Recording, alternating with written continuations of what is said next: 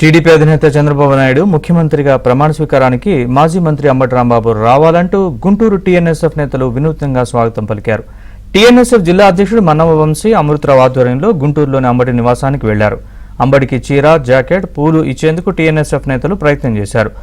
సుకన్య, సంజనాలతో కలిసి చంద్రబాబు ప్రమాణ స్వీకారానికి రావాలని ఆహ్వానం అందించారు.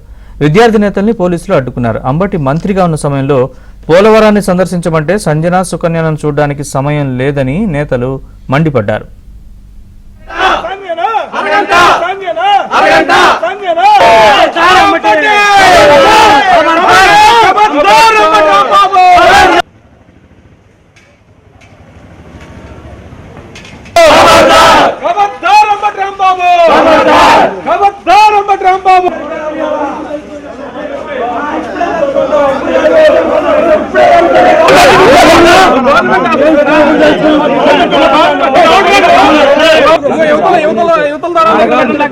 అరే బుద్ధి బామ్మ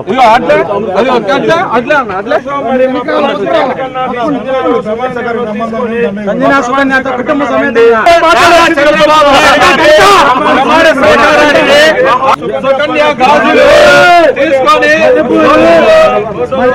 సుకన్య సంజన రాంబాబు గంట అరగంట రాంబాబు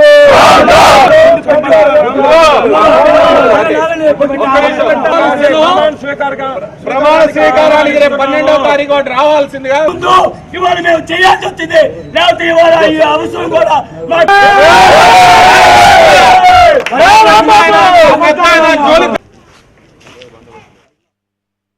ఈరోజు అంబటి రాంబాబు అసెంబ్లీలో ఆంబో తరిసినట్టు మనందరం అరుపులు చూస్తా ఉన్నాం. ఇవాళ ఒకటే మ్యాండేట్ ప్రజలు ఇచ్చారు.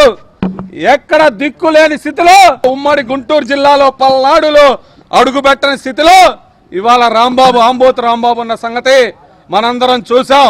అసెంబ్లీలో మా అమ్మ లాంటి అమ్మలే నువ్వు విమర్శించిన చరిత్ర మర్చిపోతావా? నిన్ను ప్రజలు పోలవరం, మరి పట్టిసీమ, పులిచింతల చూడమని పంపిస్తే అసెంబ్లీకి నువ్వు చూసింది సుకన్యాని. గంట అరగంట అని చెప్పి ఆ సుకన్యాలతో ఆడుకోవటమే నీకు పట్టిన దరిద్రం.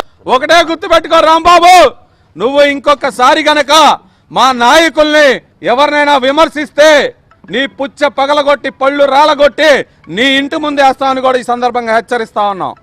ఎటకారంగా మాట్లాడి ఒక నవ్వులు చిందిస్తూ నువ్వు జోకర్వో, కమిడియన్వో, మంత్రివో అర్థం కాని పరిస్థితిలో రాష్ట్రం 2.5 సంవత్సరాలు నువ్వు చేసిన తీరు, దానన్నిటికీ మించి ఆంధ్రప్రదేశ్కి అమ్మలాంటి భువనేశ్వరమ్మ మీద నువ్వు వేసిన నింద ప్రతి ఒక్క తెలుగువారి రక్తం నర్రరాల పొంగుతా ఉంది. గుర్తుపెట్టుకో. ఇంకొకసారి నువ్వు నీ పరిస్థితులను మార్చుకోకుండా లోకేష్ గారిని కానీ, చంద్రబాబు నాయుడు గారిని కానీ, పవన్ కళ్యాణ్ గారిని కానీ, మా తెలుగుదేశం పార్టీ ఏ నాయకుడినైనా, ఏ కార్యకర్తనైనా విమర్శిస్తే నన్ను రోడ్డు మీద అని చెప్పి నీ ఇంటి ముందు నుంచి సవాల్ చేస్తున్నావు. గుర్తుపెట్టు.